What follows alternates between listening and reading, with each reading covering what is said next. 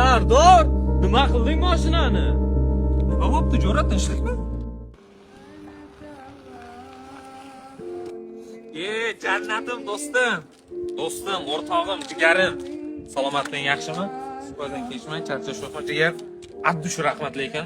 Mana kaliting mashina uchun kattadan rahmat. Senga joning omon bo'lsin. Bo'ldingmi ishlaring bitirib bo'ldi? Bo'ldi, chotki bo'ldi hammasi. Sumkam qo'y. Bo'ldi bemalol. Voy bil. Sardor, nima qilding mashinani? Nima bo'pti, Jo'ra, tinchlikmi? Isqirt qilib tashabsan-ku mashinani. Ha, bumi. Jigar, qarochi, bir oy oldin bitta ajrashgan qiz bilan tanishdim, to'g'risini aytay. Bugun shu bilan uchrashdik. Uylanaman dedim, ishonib o'tiribdi-da, kvartira topolmadim. Keyin mashinada endi amalladik, endi xafa bo'lmaysan, Jo'ra. Uylanasanmi, xo'p? Jinni bo'layapsanmi, odamni lo'q ko'ryapsanmi sen? Ajrashgan qizga uylanmayman-ku, hali bo'ydoqman.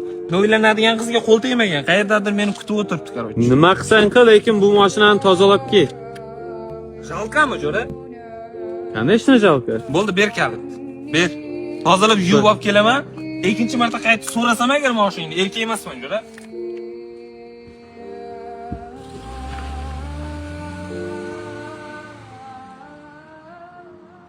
Turmushi o'xshamasdan ota uyiga qaytib kelgan hurmatli Soliha singlim. Qo'shni mahalladagi ammangning ajrashgan qizi uylanmagan yigitga turmushga chiqdi degani bu sen ham uylanmagan yigitga turmushga chiqishing kerak degani emas. Unutma, ajrashgan qizlar bilan gaplashayotgan yigitlarning 99% uylanish uchun gaplashmaydi. Qolgan 1% esa uyingga to'g'ridan to'g'ri sovchi jo'natadi. Sen bilan nikohsiz gaplashib, ortiqcha harakatlar qilib yurgan o'g'il bola uchun esa sen shunchaki tekin fohishasan. Bizning gaplarimizni noto'g'ri tushunib, bizdan xafa bo'lib qolayotgan hurmatli singillarim, bir narsani o'zingiz uchun bilib oling. Qahramonovich shirin yolg'on bilan xalqqa yaxshi ko'rinish o'rniga achchiq haqiqat bilan borligicha ko'rinishdan afzal biladi. Bizni qanday qabul qilish esa o'zingizga bog'liq. Qalbingizni isloh qilsin.